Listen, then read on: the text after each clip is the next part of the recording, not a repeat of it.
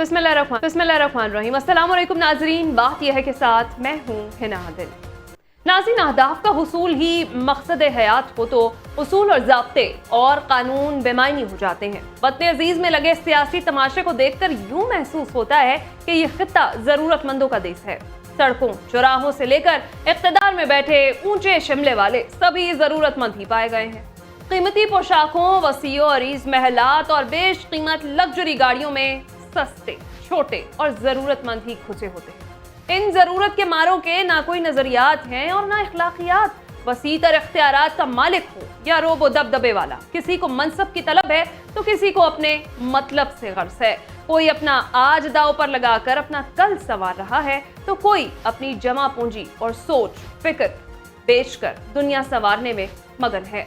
नाज़रीन, आज की बात यह है कि आम इंतखाबात, सियासी हलचल में तेजी। पीपल्स पार्टी इलेक्शन के लिए हमेशा तैयार है। पीटीआई का इंट्रा पार्टी इंतखाबात पर इलेक्शन कमीशन के नोटिस को चैलेंज करने का ऐलान भी सामने आ गया। इंतखाबी निशान बल्ला लेने के लिए एक और दरख्वास्त। हम तरक्की की दौड़ में पीछे क्यों रह गए? नवाज शरीफ का यह सवाल हम प्रोग्राम में सबके सामने रखेंगे।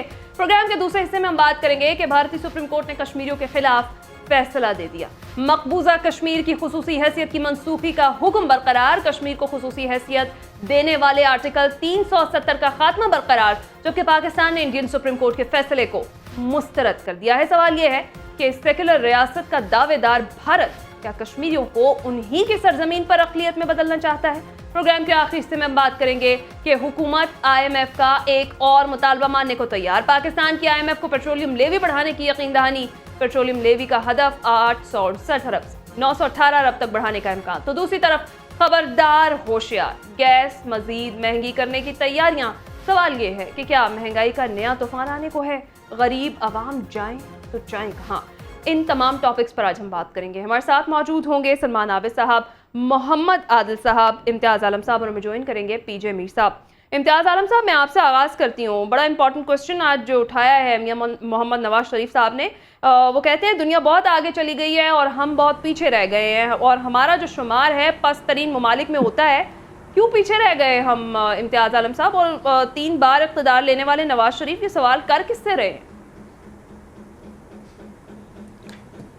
मेरा ख्याल है कि नवाज शरीफ सवाल तो दूसरों से कर रहे हैं, लेकिन ये सवाल उन्हें भी खुद से करना चाहिए, क्योंकि मुस्लिम लीग नवाज खुद मियां नवाज शरीफ 3 बार वज़ीर आज़म रहे हैं और मुस्लिम लीग नवाज के 5 वज़ीर आज़म रहे हैं और उन्होंने काफ़ी लंबी टेन्योर्स भी गुजारी हैं। पिछली टेन्योर तकरीबन मुकम्मल हो गई थी।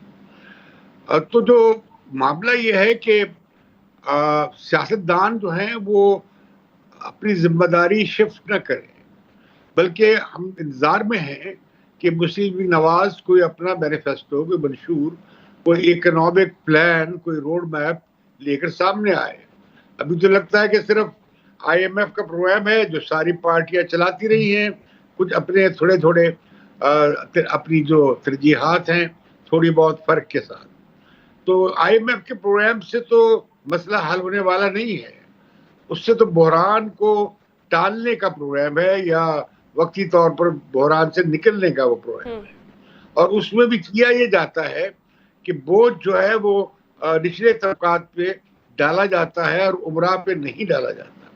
अभी IMF ने कहा कि मिसाल के तौर पे कि भाई ज़रूरी टैक्स तो है ही नहीं और पानी पे टैक्स है ही नहीं, और फिर ये कि आप देखेंगी कि जो एस्टेट बिजनेस पे भी टैक्स नहीं है। बहुत बड़ी एग्जम्पशंस हैं, कोई 4-5 खरब यानी 4-5 हज़ार अरब रुपए की इस्तस्नियात हैं इस मुल्क में, जिसके पास अपने जो कुल रेवेन्यू होते हैं वफाक के पास, वो कर्ज अदा करने के बाद अब तो डिफेंस के लिए भी पैसे नहीं बचते हैं हमारे जो महसूलात हैं। तो ऐसी सूरत हाल में अब ताजर भी टैक्स नहीं देते हैं।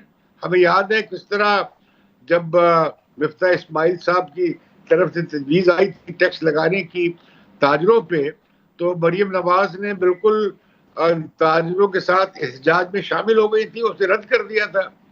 वजह क्या थी कि उनकी कॉन्स्टिट्यूंसी है।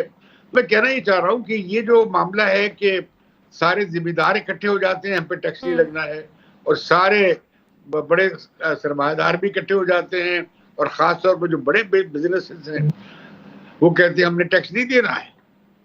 तो मैं समझता हूँ कि ये जो सारा जो निज़ाम है, IMF तो कह रहा है कि जी आप अपना बजट डेफिसिट जो है या बजट खसारा कम कर दें। आप कैसे करते हैं? वो कहते हैं टैक्स बढ़ा लें और कुछ अखराजात कम कर दें। ठीक है। सलमान यार आप आमिर बीच साहब, में से क्यों बोल रहे हो? बात ये है, मैं कह रहा हूं कि अब आप ये क्या कर सकते हैं कि आपने कट कहाँ लगाना है, तो सारा कट तो लग जाता है डेवलपमेंट प्लान पे। और हाँ, दूसरी तरफ क्या होता है कि टैक्सेस का सारा बोझ शिफ्ट हो जाता है। अभी आप बता रही थी कि किस तरह अब मजीद जो है टैक्सेस लगने जा रहे हैं पेट्रोलियम पे। दुनिया भर में पेट्रोलियम सस्ता हो रहा है। हम क्यों पेट्रोलियम को इस्तेमाल करते हैं टैक्स इकट्ठा करने के लिए? हम क्यों गैस को इस्तेमाल करते हैं टैक्स इकट्ठा करने के लिए या बढ़ाने के लिए? तो जिससे क्या होता है कि महंगाई बढ़ जाती है, कॉस्ट ऑफ प्रोडक्शन भी बढ़ जाती है। बिल्कुल सही। तो मैं समझता हूँ कि पार्टियों को चाहिए कि सारी बड़ी पार्टियों को, उसमें तहरीक इंसाफ भी शामिल है, पीपल्स पार्टी भी है, नून लीग भी है और इसी तरह बाकी जमातें भी हैं, उन्हें अपना एक एजेंडा लेकर आए। मुल्क में कोई बहस ही नहीं हो रही है। इलेक्शन अनाउंस होने के जा रहे हैं अगले हफ्ते में, इसी हफ्ते में गालिबन या अगले हफ्ते में, तो 16 तारीख से पहले पहले हो जाएंगे। सही। तो हमें मालूम तो हो कि कोई पार्टी क्या कह रही है, ताकि ठीक हम है। जो पब्लिक पॉलिसी के इश्यूज हैं वो डिबेट में ला सकें। चले। तो यहाँ तो ये हो रहा है कि मैंने फला वक्त पे बड़ा कारनामा किया था, मेरे खिलाफ साजिश हो गई ऐसा थी। ही है। इमरान खान कह रहे हैं उनके खिलाफ साजिश हो गई थी। पीपल्स पार्टी कहती है कि उनके खिलाफ तो हमेशा रैगिंग होती रही है। तो इससे तो इस सियासी इल्जाम तराशी से तो मुल्क का माशी मसाइल ये और सबसे बहरान हल इम्पोर्टेंट नहीं बात है होगा इम्तियाज और आलम हम साहब आगे जो नहीं आपने बढ़ की सकते। कि सियासी इल्जाम तराशी से मुल्क का जो निज़ाम है वो तो नहीं बेहतर होने वाला। पीजे मीर साहब को शामिल गुफ्तगू करते हैं। पीजे मीर साहब, अभी जो नवाज शरीफ साहब ने बड़ा इंपॉर्टेंट एक क्वेश्चन रेज किया है, वो कहते हैं कि दुनिया बहुत आगे चली गई और हम बहुत पीछे रह गए और हमारा जो शुमार है पस्तरीन ममालिक में हो रहा है। क्यों रह गए हम पीछे? और जो नवाज शरीफ साहब हैं, 3 बार के इख्तदार लेने वाले नवाज शरीफ हैं, ये किससे सवाल कर रहे हैं? ये मेरा ख्याल अपने आप से भी कर रहे हैं, अपने कॉलीग से भी कर रहे हैं, बाकी पार्टियों से भी कर रहे हैं कि यह तो इंसानों नहीं है ना मिलके जो 40, 50, 70 साल जो हुकूमत है। खैर इनको तो आप उसमें ऐड नहीं कर सकते हैं। आप आफ्टर 70s ले लें तो फ्रॉम 67 ऑनवर्ड्स, जब से पीपल्स पार्टी का वो शुरू होती है, उससे पहले भी मुस्लिम लीग थी, उसके बाद भी मुस्लिम लीग है, उसके फैक्शंस बन गए, जेड तक आप चले गए। तो बेसिकली लोग तो यही है ना।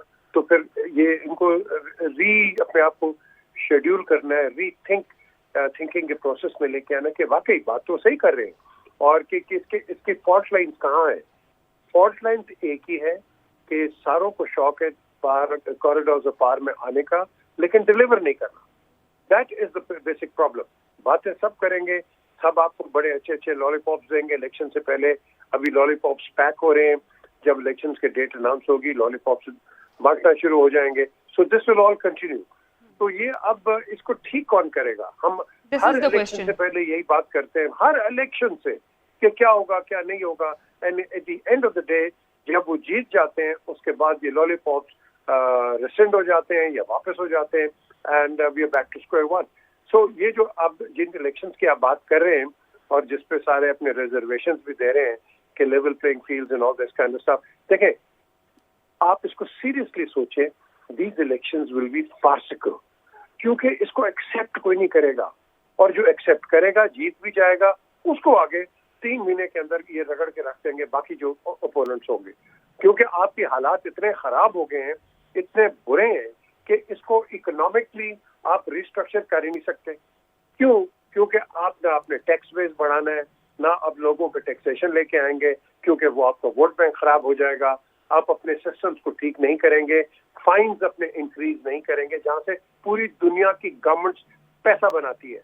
कोई प्राइम मिनिस्टर अपनी जेब में पैसा नहीं लेके आता है, लेकिन हमारे जो पॉलिटिकल सिस्टम है उसके अंदर ये नहीं हम करेंगे, क्योंकि हम डरते हैं हमारा वोट बैंक खराब हो जाएगा। और बेसिकली जब वोट बैंक खराब होगा आप काम नहीं करेंगे। सो बेसिकली आपने वोटर को पैसा देके लाना भी है, फिर उसको अपील भी करना है और उसके बाद उनको भूल भी जाना है। सो हम एक क्वैकबायर के अंदर है। बुरी बात लगेगी कईयों को, लेकिन हमारा जब आर्मी टेक ओवर होता है तो सारे कहते हैं बहुत अच्छा हो गया है। फिर जब उसके बाद वो थोड़ा चलता है फिर कहते हैं नहीं जी डेमोक्रेसी लेके आओ, फिर डेमोक्रेसी आती है, नहीं जी नहीं ये तो पहली डेमोक्रेसी है, फिर फौज लेके आओ। हम इसी बोलते हैं ना तीतर पटेर के अंदर हम खेलते रहते हैं और हम एक्सपेक्ट करते हैं कि हम डेवलप करेंगे। हमारे अंदर पेशेंस है नहीं है, हमारे अंदर किसी किस्म की पेशेंस नहीं है कि हम कुछ काम लॉन्ग टर्म के लिए भी सोचते हैं, कुछ मुल्क के लिए भी सोचे। नहीं, हमने सिर्फ आना है कॉरिडोर्स ऑफ पार के अंदर और वो भी झंडा लहरा के उसके बाद चले जाओ और फिर पैसा बनाओ। वो आपका क्या ख्याल है, करप्शन आज नहीं हो रही है? दबा के हो रही है। तो लेकिन द क्वेश्चन इज इसको आज कंट्रोल भी किया जा रहा है, पहले अनकंट्रोलेबल थी, बेलगाम करप्शन थी। तो मैं समझता हूँ ये जो आपका सिस्टम है ये फिर भी बेहतर है इस वक्त, जो कि बिल्कुल एडॉकिज्म पे है, but it is still not a permanent system. Permanent solution is right people for the right job and qualified people for the qualified job. हम वो नहीं करेंगे। तो जब तक वो नहीं ठीक करोगे, जो मर्जी थेरीज ले आओ, कभी नाजिम आता है, कभी वो दूसरा सिस्टम आ जाता है। तो द क्वेश्चन है, हम तो अपने सिस्टम के साथ एक्सपेरिमेंट्स ही कर रहे हैं। क्यों? क्योंकि हम खुद ठीक नहीं करना चाहते, ना करेंगे ना करने देंगे। And this is where dilemma is. अब इसको कौन करेगा? आपने हर एक को आजमा के देख लिया है। आप एक को निकालते हैं, दूसरे पे केस डालते हैं, दूसरे का केस निकालते हैं, तीसरे पे डाल देते हैं। ये हमारा एक आप कह लो रोटेशन ऑफ केसेस चल रहा है पॉलिटिकल सिस्टम के अंदर। तो ये आप कब तक करेंगे मुझे बताएं? आपकी जो ये डायस्पोरा है, it is totally fractured, totally fragmented unfortunately. और हम अब लोगों को आपस में लड़ाने की कोशिश करते हैं। नहीं जी वो बुरा है, ये अच्छा, ये खराब है, ये ठीक है। अब इस सिस्टम के साथ अब आप मुझे बताओ, जो मर्जी पॉलिटिकल थ्योरी आप लेके आओ, कोई चल सकती है? नहीं चल सकती, क्योंकि हम न चलने देंगे न चलाने देंगे। सही, बिल्कुल। हमने ये डिसाइड किया हुआ है कि अगर हम नहीं चले तो किसी को भी नहीं चलाने देंगे। सलमान आबिद साहब, नवाज शरीफ साहब ने जो सवाल उठाया है तो बड़ा इंपॉर्टेंट, वैसे ये हम सबका भी सवाल है। तरक्की की दौड़ में हम पीछे रह गए हैं, लेकिन जिनसे ये सवाल किया जाना चाहिए, जब जिनसे जवाब मिलना चाहिए, जब वही ये सवाल करते हैं तो फिर आवाम क्या करेगी? ये सवाल हम किससे पूछें? सियासत के दो चेहरे हैं। एक चेहरा वो होता है जब आप इक्तिदार की सियासत में होते हैं तो सब कुछ भूल जाते हैं, ना तरक्की को भी भूल जाते हैं, इस्लाहात को भी भूल जाते हैं, कानून साजी को भी भूल जाते हैं, जमहूरियत को भी भूल जाते हैं, सियासत को भी भूल जाते हैं, और फिर आप सिर्फ दौलत जमा करने के एक भूत आपके ऊपर सवार हो जाता है और रिश्तेदारियों को और खानदानों को नवाजने का एक सिलसिला शुरू हो जाता है। अकड़बा परवरी हो जाती है, जैसे अभी पीजे मीर साहब कह रहे थे कि हमारे यहाँ इक्तिदार में आने वाले फिर क्या करते हैं। फिर दूसरा चेहरा हमारा है अपोजिशन का, हस्ब इख्तिलाफ का। जब वहां आते हैं तो हमें जमहूरियत का भी दर्द उठता है, आइन की सरबुलंदी और पार्लियामेंट की बालादस्ती, आम आदमी के मफादात, करप्शन, बदनवानी, और फिर आप ये सवाल करते हैं कि मुल्क को तरक्की करने क्यों नहीं दिया गया। इम्तियाज आलम ने दुरुस्त सवाल उठाया कि अगर इस सवाल का जवाब तलाश करना है तो खुद नवाज शरीफ साहब को भी अपने आप को अकाउंटेबल करना पड़ेगा और खुद अपने आप को अकाउंटेबिलिटी के लिए पेश करना पड़ेगा। लेकिन नवाज शरीफ साहब को एक बात समझ नहीं आ रही, वो बार बार माजी की तरफ जाते हैं और माजी का मातम करने की कोशिश करते हैं। उनके पास फ्यूचर का क्या रेजोल्यूशन है, मुझे ये बताइए। जो अभी बात अभी इम्तियाज आलम कह रहे थे, हमारी इलेक्शन मैनिफेस्टोज के अंदर आपका रेजोल्यूशन क्या है? आपके पास क्या इकोनॉमिक क्राइसिस का रेजोल्यूशन है, पॉलिटिकल क्राइसिस का रेजोल्यूशन है, सिक्योरिटी का रेजोल्यूशन क्या है? वो तो वो बता नहीं रहे। वो बार बार कहते हैं कि मेरी हुकूमत क्यों गिराएगी। एक हमें ये अपना चूरन बेचा जाता है कि जो मुल्क में तरक्की हुई है वो सिर्फ नवाज शरीफ के दौर में तरक्की हुई है, बाकी किसी के दौर में तरक्की नहीं हुई। इसलिए वो बार बार अपना दौर याद करते हैं, याद माजी, अजाब यारब, वो उनको बार बार तंग करता है। मेरा ख्याल ये है कि पाकिस्तान की सियासी जमातें, चाहे उसमें नवाज शरीफ साहब हैं, इमरान खान है, जरदारी साहब हैं, फजलुर रहमान है, वो हमें फ्यूचर के बारे में बताएं। कहते हैं हम क्लीन स्वीप करने वाले थे 2018 के इलेक्शन में, इसलिए हमें इलेक्शन से ही बाहर कर दिया गया। वो देखे ना, क्लीन स्वीप करने वाले ऐसे काम पाकिस्तान पार्टी से सीट टू सीट एडजस्टमेंट कर रहे हैं। वो मुस्लिम लीग काफ जो है, जो छोटी सी जमात है, उसके साथ सीट टू सीट एडजस्टमेंट कर रहे हैं। पता है कि वो कहाँ खड़े हैं, वोटर्स का ट्रेंड क्या है, वोटर कहाँ देख रहा है। अगर उनकी पॉपुलैरिटी होती तो आज नवाज शरीफ साहब अकेले छलांगे मार रहे होते, वो इन जमातों के पीछे पीछे ना भाग रहे होते। उनको पता है कि उनकी कबूलियत है, लेकिन मकबूलियत नहीं है, मकबूलियत दूसरी तरफ खड़ी है। लेकिन सवाल सारा ये है कि अब ऐसे मौके पे जब हम इलेक्शन में जा रहे हैं, हमें तो ये भी नहीं पता कि इलेक्शन जो है हो भी रहे हैं या नहीं हो रहे हैं या नहीं हो रहे हैं। एक अजीब और गरीब इबाम पैदा कर दिया है। कोई बंदा जाता है कि वो हल्का बंदियों को चैलेंज कर रहा है, कोई बंदा जाके कोर्टों के अंदर दरखास्तें पेश कर रहा है कि इलेक्शन ना करवाएं। 17 दरखास्तें इस वक्त जेर समात है। कोई बंदा सिक्योरिटी को रीजन बना रहा है और इलेक्शन कमीशन शेड्यूल जारी करने की बजाय वो इस इबाम में मौजूद है, और अदालतें जो है वो जो इंतखाबात को मुलतवी करने की बातें हो रही हैं उसकी समातें सुन रही हैं। यानी हम खुद पाकिस्तान को एक हिजानी कैफियत में मुब्तला कर रहे हैं। जो पाकिस्तान को आगे बढ़ाने के रास्ते हैं वो हम पीछे करते जा रहे हैं और अपने अपने तजर्बे, अपनी अपनी मुहिम जोई, अपने अपने एडवेंचर, अपनी अपनी ख्वाहिशात, उसको बालादस्त करके सियासत करना चाहते हैं। तो चाहे वो नवाज शरीफ हो, इमरान खान हो, या जरदारी साहब हो, या बिलावल है, कोई कामयाब नहीं होगा, इसका पाकिस्तान को नुकसान होगा। बिलावल साहब भी जो तकरीरें कर रहे हैं, बिलावल साहब के पास भी कोई फ्यूचर का रेजोल्यूशन नहीं है। उन्होंने भी अब तक सिवाय इमरान खान को और नवाज शरीफ को सुनाने के अलावा अभी तक अपने जलसों के अंदर कुछ नहीं किया है और ना वो कुछ कर रहे हैं। तो इसी तरह इमरान खान की पार्टी तो इस वक्त जेरे ताब है, उनसे तो बात ही नहीं की जा सकती। लेकिन मसला ये है कि पाकिस्तान की पॉलिटिकल पार्टीज को इस बात की रियलाइजेशन नहीं हो रही कि पाकिस्तान की स्टेट का जो क्राइसिस है ये डे बाय डे डीप होता जा रहा है। उसके अंदर ये मौजूदा चूरन जो है, मौजूदा एटीट्यूड जो है, ब्लेम गेम की जो सियासत है, ये चलने वाली नहीं है। आप कोई रेजोल्यूशन लेके आए अगर वाकई आप आगे बढ़ना चाहते हैं, वो इस वक्त सियासी जमातों के पास नहीं है और सारे के सारे जो है वो एस्टैब्लिशमेंट की तरफ इन्हिसार करके बैठे हुए हैं कि एस्टैब्लिशमेंट उनको रास्ता देगी और इक़्तिदार में लेके आएगी। ठीक है मोहम्मद आदिल साहब, आपको भी लगता है जिस तरह सलमान आबिद साहब भी कह रहे हैं, पीजे मीर साहब ने भी यही कहा है और इम्तियाज़ आलम साहब भी यही कह रहे हैं कि कोई रोड मैप, कोई मैनिफेस्टो लेकर आए, कोई रेजोल्यूशन दें। सियासी पार्टियां भी ये ब्लेम गेम में मसरूफ़ हैं और जिस तरह से आज नवाज शरीफ साहब के सवाल को हम डिस्कस कर रहे हैं, तो ये सवाल तो उनसे पूछना बनता है कि वो 3 बार इक़्तिदार ले चुके, अब तो अवाम की बारी है ना ये सवाल करने की कि पाकिस्तान बहुत पीछे रह गया। तो किसकी वजह से रह गया पाकिस्तान बहुत पीछे? पता है किन की वजह से रह गया, वो खुल के शायद मुँह से वो अल्फाज अदा नहीं कर सकते, लेकिन इशारों में तो उन्हीं से कह रहे हैं जिनके साथ आजकल उनकी अटैचमेंट ज़्यादा हो गई है। वो पावर कॉरिडोर जो हमेशा इक़्तिदार दिलाता है या इक़्तिदार से निकालता है, नवाज शरीफ सवाल तो उन्हीं से कर रहे हैं, लेकिन चूँकि उनकी मजबूरियाँ हैं कि वो खुल के उनको निशाना नहीं बना सकते, उन पर तनकीद नहीं कर सकते क्योंकि उन्होंने आगे इक़्तिदार लेना है, तो इसलिए वो इस तरह की बातें कर रहे हैं। लेकिन उनके पास इसके अलावा है क्या बेचने के लिए? जो आखिरी हुकूमत थी वो तो उनके भाई की थी, वो आज भी उनके साथ बैठे हुए थे, लेकिन वो निशाना किसी और को बना रहे थे। तो सूरत हाल तो पाकिस्तान की सियासत में ऐसी है कि इमरान खान को लाना जितना आसान था उतना नवाज शरीफ को जो है वो लाना मुश्किल हो रहा है। तो इस वक्त सूरत हाल पॉलिटिकल जमातों के पास है कि जब वो इक़्तिदार में आएंगे तो वो क्या करेंगे, क्या बेचेंगे। यहाँ पर आकर पाकिस्तान के पॉलिटिकल और माशी हालात इतने बुरे हो चुके हैं कि चीज़ें जो है वो बेहतरी की तरफ जा ही नहीं सकती जब तक लॉन्ग टर्म पॉलिसी ना हो। वो चाहे पॉलिटिकल स्टेबिलिटी ना हो, वो लॉन्ग टर्म हुकूमत ना हो। यहाँ पर 2.5 साल के बाद तो मिजाज बदल जाता है और जो लाते हैं वही निकाल देते हैं। तो असल जिम्मेदार तो वो लोग हैं जो इनको लाते हैं और फिर निकाल देते हैं, जो इनको हीरो बनाते हैं और आवाम को मजबूर करते हैं कि इनको वोट दें हीरो बनाने के लिए, और फिर बाद में फिर इनको जो मुल्क दुश्मन भी करार दे देते हैं और फिर उनको लाने के लिए दोबारा से फैसिलिटेशन करना शुरू कर देते हैं। असल जिम्मेदार तो वो हैं, लेकिन उनके खिलाफ आवाज़ कौन उठाए, कौन बताए उनको कि कौन ये सियासतदान तो सिर्फ जो है सहूलतकारी का काम करते हैं। पहले नवाज शरीफ के खिलाफ इमरान खान ने सहूलतकारी की, अब इमरान खान के खिलाफ नवाज शरीफ सहूलतकारी कर रहे हैं। इससे पहले माजी में हमने देखा कि बेनज़ीर भुट्टो और नवाज शरीफ में ये सारी आंख मचोली चलती रही, उससे पहले भी ऐसी था।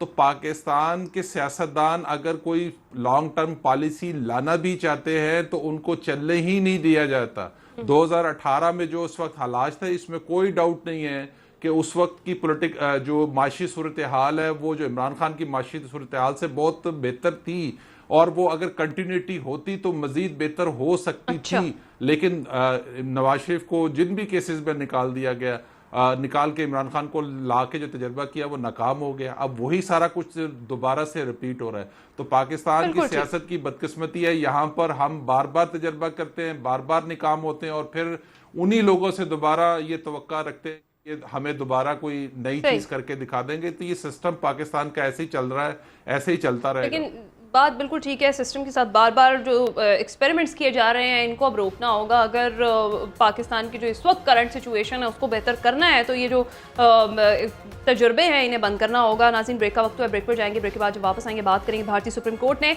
कश्मीरियों के खिलाफ फैसला दे दिया है और मकबूजा कश्मीर की खुसूसी हैसियत की मनसूखी का हुक्म बरकरार रखा है। इस सारी सूरत हाल में पाकिस्तान का आगे का लाहे अमल क्या होगा, इस पर हम बात करते हैं।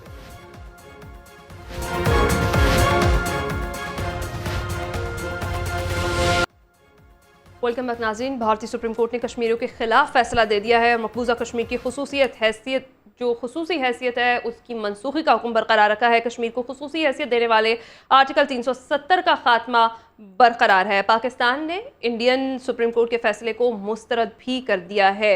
इम्तियाज़ आलम साहब, UN चार्टर के मुताबिक क्या भारत को मुतनाज़ इलाके की हैसियत से मुतालिक यकतरफा फैसले करने का कोई हक भी है?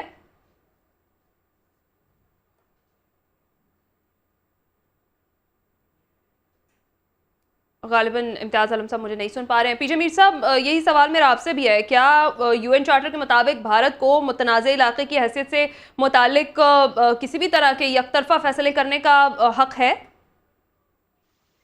देखिए 47-48 जो रेजोल्यूशन है इसकी यूनाइटेड नेशंस की, उसमें बड़ा क्लियर है कि ये डिस्प्यूटेड एरिया है और इस पे आप you have to have either plebiscite और यू टॉक ऑन इट।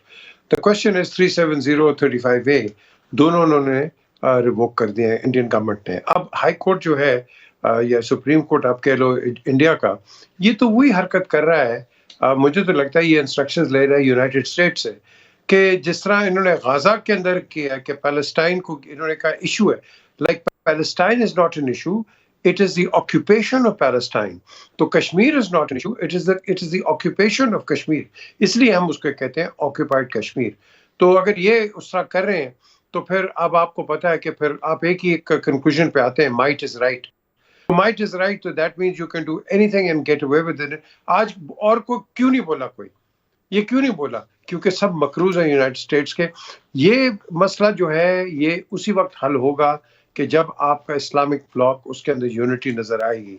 अगर तो यूनिटी नजर आई, you make another block and put pressure कि ये dollar is not the only thing which will control the world. Yen भी हो सकता है, रूबल भी हो सकता है, एनीथिंग कैन हैपन। तो ये जो चीज है मैं समझता हूँ कि इसको आपने ठीक करना है, और ये जब तक ठीक नहीं होगी आई कैन टेल यू आप आगे नहीं बढ़ सकते। हम एक बड़े मुश्किल वक्त से गुजर रहे हैं। यहाँ जेनोसाइड हो रहा है इधर कश्मीर के अंदर ऑन अ सिस्टमैटिक बेसिस, और यही हमने पैलेस्टाइन में देखा। और लेकिन the world is blind towards Kashmir, totally blind. यहाँ तो मैं कहता हूँ कि जो इजराइल में इतना नहीं हो रहा जितना ये यहाँ कर रहे हैं। प्रेग्नेंट औरतों को बेनेट्स मार रहे हैं, ये अंदाजा लगाओ यार, इससे बड़ा क्या क्या हो सकता है।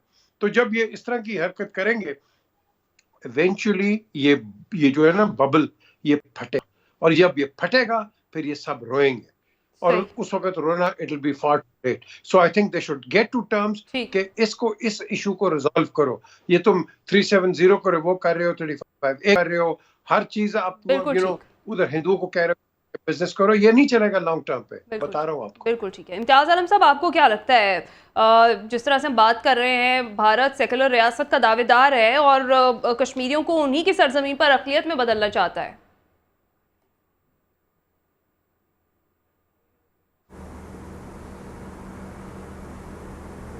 सदारती हुक्मनामे के जरिए से खुसूसी स्टेटस कश्मीर का ख़त्म किया गया था और आर्टिकल 370 में भी तरमीम की गई थी। आज सुप्रीम कोर्ट जो हिंदुस्तान की है उसने उसकी तौसीक कर दी है, और ये एक बड़ा अहम फैसला है। गो कि उन्होंने 370 में तब्दीली को आइन की खिलाफ वर्जी करार दिया है, लेकिन कश्मीर का आइन ख़त्म हो गया है, स्पेशल स्टेटस ख़त्म हो गया है, सदारती हुक्मनामा उन्होंने जायज़ करार दे दिया है, और अब सितंबर में इलेक्शन होंगे और कश्मीर बाकी सूबों की तरह हिंदुस्तान के एक सूबा होगा, अलबत्ता जो लद्दाख है वो अलहदा होगा। अब ये जो सुप्रीम कोर्ट का फैसला आया है, इससे पहले जो सारी बहस चलती थी कि 370 के तहत स्टेटस क्या है, कितनी ऑटोनॉमी है, खुसूसी हैसियत है, जिससे पाकिस्तान भी एक बयानिया बिल्ड करता था। तो मैं समझता हूँ कि आज वो हिंदुस्तान के आइन और उसकी कवानीन और सुप्रीम कोर्ट की हद तक और उनकी हुकूमत की हद तक तय हो गया है। दूसरी बात यह कि मैंने आज राज्यसभा की प्रोसीडिंग सुनी, उस पर कोई हंगामा बहुत बड़ा नहीं हुआ, अलबत्ता वफाकियत पे के कमज़ोर किए जाने पे मरकज़ के इख्तियारात, बढ़े हुए इख्तियारात पे तनकीद जरूर हुई, लेकिन बुनियादी तौर पर ये भारतीय जनता पार्टी की और जो इंटेग्रेशनिस्ट है उनकी फतह है, और कौम परस्त जो है कश्मीर के और जो सेपरेटिस्ट हैं उन्हें बहुत बड़ा धचका लगाया है। और यकीनन कश्मीर की पार्टियों ने इस पर रद्द अमल का इजहार भी किया है। कांग्रेस ने तो कहा है कि भाई ये हमारी बात भी मानी गई है कि 370 की तब्दीली जो है अब वो आईनी नहीं थी, गैर आईनी थी। अब मामला ये है कि अब पाकिस्तान क्या करे, पाकिस्तान को क्या करना चाहिए। क्या हम अभी बात कर रहे थे मेरे दोस्त कि इस्लामिक उम्मा इकट्ठी हो जाए। हम देख रहे हैं कि कितना बड़ा कत्लेआम हो रहा है गजा में और मगरबी किनारे में, और इस्लामी उम्मा क्या कर पाई है, अरब लीग क्या कर पाई है, कुछ भी नहीं कर पाए। कुछ भी नहीं। और हमने देखा कि सिक्योरिटी काउंसिल में भी सिर्फ एक अमेरिका का वीटो अभी तक सीज फायर नहीं होने दे रहा। ठीक है, तो यानी ज़बानी जमा खर्च के सिवा अभी तक कुछ नहीं किया गया। इम्तियाज़ आलम साहब, आप बिल्कुल सही कह रहे हैं। मोहम्मद आदिल साहब, अब हमने देखा है कि भारतीय अदलिया ने भी मोदी सरकार के सामने घुटने टेक दिए, लेकिन ये फैसला अक़वाम मुत्तहिदा की करारदादों के मुनाफी है। क्या ये आलमी क़वानीन की खिलाफ वर्जी नहीं है? देखिए, कश्मीर एक आलमी मसला है और भारत ख़ुद इसको जो है वो अक़वाम मुत्तहिदा में लेके गया था, लेकिन भारतीय हुकूमत हो या उनकी अदालतों के कोई फ़ैसले हैं, इससे कोई फ़र्क तो नहीं पड़ता। लेकिन दूसरी तरफ हम देखें कि हमने इस सारी सूरत हाल में हमारा किरदार क्या है, पाकिस्तान का किरदार क्या है। और 72 से पहले तक हमने कुछ 17 करारदादें मसला कश्मीर के हवाले से हमने UN में की थी। 72 के बाद से अब तक हमारी कोई करारदाद किसी भी हवाले से जो है वो अक़वाम मुत्तहिदा में नहीं गई। इंसानी हकूक़ की खिलाफ वर्जियों पर आलमी इदारों ने जो है वो रिपोर्ट शाया की, हम उसको भी जो है वो उसको सफारती सतह पर उसके ऊपर कुछ नहीं कर सके और ना अक़वाम मुत्तहिदा से कोई ऐसी करारदाद करा सके। तो 65 की जंग के बाद तो मायदा ताशकंद हुआ था, उसमें तो हमने अक़वाम मुत्तहिदा का रोल इस मसले के अंदर वैसे ही ख़त्म कर दिया था। दूसरा उसके बाद जो हुआ शिमला का मायदा, उसमें जो है उसके बाद मसला कश्मीर सारा सद खाने में चला गया। अब हर साल UN में एक तकरीर होती है जिसमें हमारा प्राइम मिनिस्टर जाता है और मसला कश्मीर को खिताब करता है और फिर तालियां भिजवाता है और फिर वापस आ जाता है। इसके अलावा हम सफारती सतह पर कश्मीरियों के लिए उस तरह से नहीं कर सके जिस तरह से हम बयानबाजी करते हैं। इम्तियाज़ आलम साहब ने बिल्कुल ठीक कहा है। तो हमारी जो कश्मीर के हवाले से है वो सिर्फ बयानबाजी है, जबकि इंडिया जो है उसके ऊपर मसलसल फोकस करके अपने मामलत कर रहा है। और कुछ लोगों का ख्याल तो ये है कि जो मुशर्रफ वाजपेयी एग्रीमेंट था 4 नकाती, जिसमें एक मसला कश्मीर का हल पेश किया गया था, असूली तौर पर भारत ने जो है उसका एक हिस्सा मुकम्मल कर दिया, यानी कि उसने कश्मीर को अपने उसका दस्तरस में ले लिया है। अब पाकिस्तान क्या करता है, ये तो पाकिस्तान अभी तक तो कोई ऐसे हालात पाकिस्तान में नजर नहीं आते और ना हम ताकत के जोर पर कश्मीर ले सकते हैं। कारगिल जंग के नतीजे के बाद हमने नताइज देख लिए हैं कि उसके बाद क्या हुआ था। तो ये सिर्फ सफारती सतह पर ही 5 मसला फरवरी हल को हो कश्मीर सकता है डे और मनाने दोनों के अलावा हमें अब अमलन भी तो कुछ करना पड़ेगा ना। सलमान आबिद साहब, पाकिस्तान ने फिलहाल तो इंडियन सुप्रीम कोर्ट के फैसले को मुस्तरद कर दिया है, आगे का क्या लाहे अमल होना चाहिए पाकिस्तान का, किस तरह से उठाना होगा मामला पाकिस्तान को? देखिए, पीजे मीर ने एक बुनियादी नुक्ता उठाया है कि ताकत की हुक्मरानी, अगर इस दुनिया को ताकतवर मुल्कों ने चलाना है अपनी हुक्मरानी के नशे में, तो फिर तो जितने भी कमजोर ममालिक हैं और जहां जहां तनाजात होंगे, डिस्प्यूट्स होंगे, वहां ताकतवर लोगों को बरतरी होगी। फिर ये जमहूरियत का, आइन की सरबलंदी का, इंसानी हकूक का, कानून की सरबलंदी का, ये सारी बातें बेमानी हो जाएंगी। इस वक्त तो दुनिया में ताकत की हुक्मरानी के नशे में जो कुछ गजा में हो रहा है और जो कुछ मकबूजा कश्मीर में हो रहा है वो भी सबके सामने है। तो कौन सुन रहा है इस वक्त? दुनिया की कौन सी बड़ी ताकतें सुन रही हैं इन सारे मसलों को और हल करने की तरफ तवज्जो दे रही हैं? अब हिंदुस्तान ने तो कोई फोरम भी नजर नहीं आता है जहां पर उठाया जाए ये मामला। सही कह रहे हैं। बात यह है कि जो कुछ हिंदुस्तान ने किया वो उनकी पॉलिसी का हिस्सा है। आप क्या कर सकते हैं? पाकिस्तान इसलिए कुछ नहीं कर सकता क्योंकि पाकिस्तान पॉलिटिकली और इकोनॉमिकली बहुत वीक है। पाकिस्तान जब डिप्लोमेटिक महाज पे जाता है, सफारतकारी के महाज पे जंग करनी है, तो जब आप इंटरनली स्ट्रांग नहीं है और दुनिया में कौन आपकी बात सुनेगा? प्रॉब्लम हमारा इस वक्त ये आ रहा है कि हम अभी सही तरीके से कश्मीर का जो मामला है, आर्टिकल 35 वाला और 370 वाला, इसके बाद हम उस तरह से अपनी सफारतकारी को आगे नहीं लेके जा सके, बल्कि यहाँ तो ब्लेम गेम एक्सरसाइज है। कोई कहता है जी फला ने कश्मीर का सौदा कर लिया है, फला ने कश्मीर का सौदा किया है। कभी बिलावल साहब नारा लगाते थे कि जो मोदी का यार है वो गद्दार है, गद्दार है। वो नवाज शरीफ को निशाना बनाते थे, फिर नवाज शरीफ ने पीपल्स पार्टी को निशाना बनाया, फिर दोनों जमातों ने मिलकर इमरान खान को निशाना बनाया। हम तो अपनी दाखिली लड़ाई में इस कदर उलझ गए हैं कि हम ये भूल गए हैं कि मसला कश्मीर पर हमें कोई मौक़िफ़ इख्तियार करना चाहिए। और दूसरी बात यह है कि देखिए, ये 3 फरीक हैं, इंडिया फरीक है, भारत यानी भारत फरीक है, पाकिस्तान फरीक है और कश्मीरी अवाम फरीक है। अब आप दो फरीकों को निकाल कर यकतरफा फैसला जो भी कर लें, क्योंकि आपके पास ताकत की हुक्मरानी है, दुनिया आपके साथ खड़ी है, आप कर लें ये फैसला। लेकिन क्या कश्मीरी अवाम इस फैसले को तस्लीम करते हैं? ये असल सवाल है ना। आप कश्मीरियों के लोगों की आजादी की मर्जी के बगैर मुस्तरद कर दिया है इस फैसले को। सलमान आबिद साहब, अब दुरुस्त करें और कुछ हो ना हो, लेकिन अब मकबूजा कश्मीर के अवाम को मजीद मुश्किलात तो बर्दाश्त करना ही पड़ेंगी इस फैसले के बाद, और बिल्कुल हमें कुछ स्टांस जो है इसके ऊपर लेना ही पड़ेगा। नाज़रीन, ब्रेक का वक्त है, ब्रेक पर जाएंगे। ब्रेक के बाद जब वापस आएंगे बात करेंगे हुकूमत का IMF का एक और मुतालबा मानने की तैयारी। पाकिस्तान के IMF को पेट्रोलियम लेवी बढ़ाने की यकीन दहानी सामने आई है। क्या महंगाई का नया तूफान आने वाला है? इस पर बात करते हैं इस ब्रेक के बाद।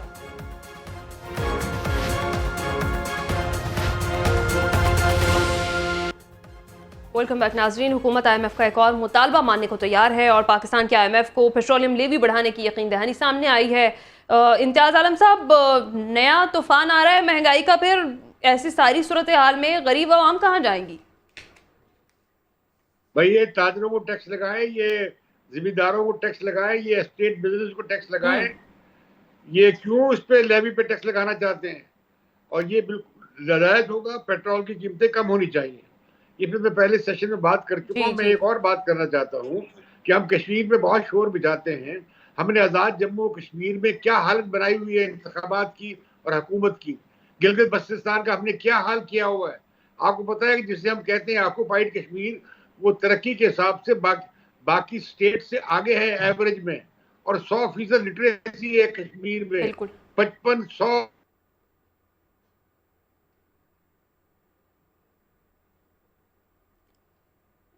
पीजे मीर साहब, आप क्या कहेंगे? एक तो गैस दुनिया भर में महंगी, यहाँ भी मजीद महंगी होगी। चेयरमैन ओगरा ने यह भी इंकशाफ कर दिया है, गैस पहले ही नायाब है, यहाँ पर आती नहीं है, कीमतें आसमान को छू रही हैं। तो क्या बिजली की तरह गैस भी सर्दी में आवाम के पसीने छुड़ाएगी? देखिए, हम एक परपेचुअल डिनाइल पे हैं। इम्तियाज गुल ने बिल्कुल सही बात की है। आप लोगों पे टैक्स रहे, मल्टी बिलियन डॉलर का बिजनेस नीचे हो रहा है। आप जाते हैं किसी बाजार के अंदर, क्या आपको कोई पक्की रसीद देता है? वो तो कैश टू कैश चल रही है। वो रसीद तो कभी भी आप बना के दे दें, फॉल्सिफिकेशन के तहत, वो FBR को तो नहीं जाती। तो ये पैसा कहाँ जा रहा है? मुझे बताएं ना आप। ये why is the government working on it? और ये जब आपने जो सवाल किया, महंगाई तो होगी, क्योंकि जब आपका टैक्स बेस ही ब्रॉड नहीं है, तो आपका क्या ख्याल है, ये इंटरिम हो, ये इलेक्टेड गवर्नमेंट हो, ये क्या अपनी जेब से पैसे देंगे? No, it all comes to the taxation system. अब आप एक तबके को टैक्स लगाते जाओ, वो इतना बैठ जाएगा कि वो भी टैक्स देने के लायक नहीं होगा। बिजनेसेस बंद हो जाएंगे and all of a sudden आप कहेंगे जी ये बैंकरप्सी की तरफ जा रहे हैं। आपने टैक्सेशन ऑल अक्रॉस लगानी है, आपने इसको ब्रॉड बेस करना है। आप रेडी वाले को भी टैक्स लगाओ, क्यों? वो भी तो कमा रहे हैं यार।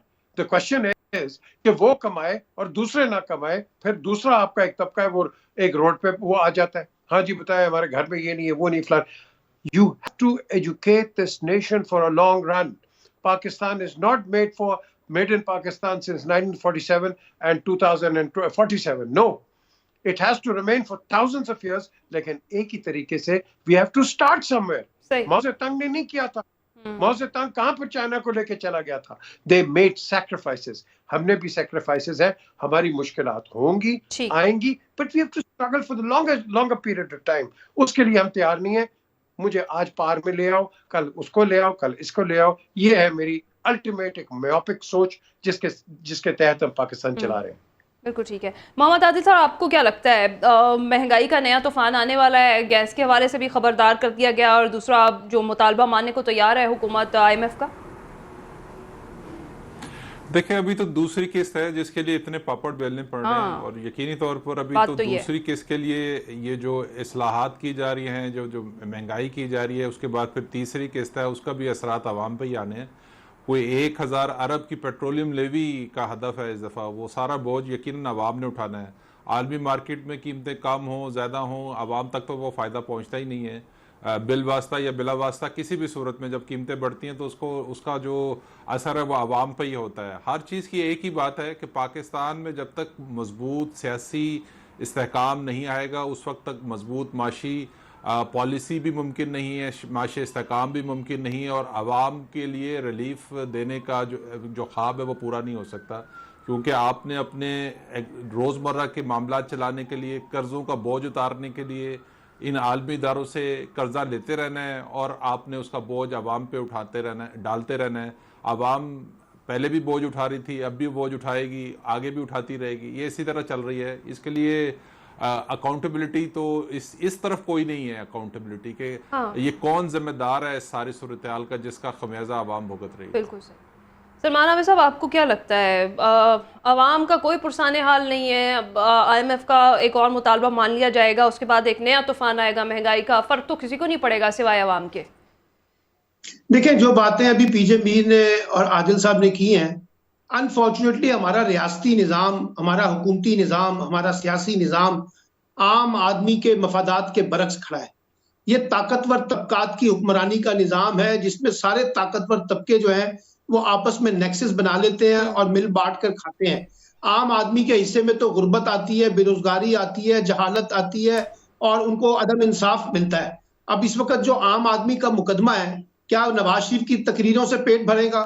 क्या इमरान खान की तकरीरों से पेट भरेगा? क्या बिलावल साहब की तकरीरों से पेट भर रहा है या फजलुर रहमान की तकरीरों से पेट भरेगा? इससे तो कुछ नहीं होने वाला।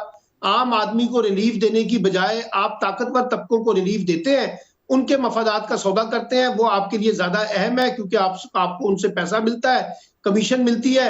ये सारी 18वीं तरमीम के बाद जो ख्याल था कि वफाक जो है वो अपने इख्तियारात सूबों को देगा, सूबे डिस्ट्रिक्ट को देंगे, डिस्ट्रिक्ट से नीचे आएंगे और आम आदमी ज्यादा एम्पावर होगा, ताकतवर होगा, ये कहानी तो हमें कहीं नजर नहीं आती। पाकिस्तान में इस वक्त जमहूरियत को, आइन की कानून की जो पासदारी है उसको तो मजाक बना दिया गया है। अब लोगों को रोजाना की बुनियाद के ऊपर आप मारते हैं। वो जो बजट कभी एक बरस के बाद आता था, अब मिनी बजट्स आते हैं और बार बार आते हैं। और ये जो जैसे अभी इम्तियाज आलम कह रहे थे कि जिन पे टैक्स लगाना है उनको टैक्स नहीं लगाना, बल्कि आम आदमी पे उसका टैक्सों का बोझ डाल के वहां से कसरत पूरी करनी है। तो मैं तो यही समझता हूँ, जो बात अभी पीजे मीर कह रहे हैं कि हमारा पूरा रियासती निजाम, पूरा हुकूमती निजाम, पूरा सियासी निजाम, उसको रीडिफाइन करना पड़ेगा। इसमें आम आदमी का हिस्सा कम होता जा रहा है और यही वजह है कि लोगों को सियासत से, जमहूरियत से बेजारी हो रही है। लोगों को लगता है कि ये निजाम हमारी तवक्कुआत के बरक्स खड़ा है, हमारी ख्वाहिशात के बरक्स खड़ा है, इससे हमें कुछ मिलने वाला नहीं है। लेकिन वही सवाल है ना कि बिल्ली के गले में घंटी कौन बांधे, कौन इनकी इस्लाह करे, कौन इनको अकाउंटेबल करे, कहां से अवाम दोस्त पॉलिसियां लेके आए। यहाँ तो खेल ही कुछ और है, यहाँ तो ताकत की लड़ाई का खेल है और वही सब पे बालादस्त है। सब उसी के चक्कर में लगे हुए, ताकत की हुक्मरानी के चक्कर में। जब ताकत मिलती है तो फिर अवाम को भूल जाते हैं, जब ताकत नहीं मिलती तो फिर अवाम का दर्द उठता है। इसी तजाद के अंदर पाकिस्तान का निजाम चलाया जा रहा है। बिल्कुल ठीक है, पूरे सिस्टम में ही तब्दीली जो है वो ज़रूरी है। तमाम पैनलिस्ट यही राय रखते हैं क्योंकि आवाम पर हर तरह का बोझ तो डाल दिया जाता है लेकिन रिलीफ कोई नहीं मिलता। भले आलमी मंडी में कीमतें कम हो या ज़्यादा हो, आवाम पर बोझ ही डाला जाता है और आगे भी ऐसे ही किया जाता रहेगा अगर पूरे सिस्टम में तब्दीली नहीं की जाती है। तो नाज़रीन, आज के प्रोग्राम से इतना ही। अपना ख्याल रखिएगा, फीडबैक ज़रूर दीजिएगा। अल्लाह हाफ़िज़।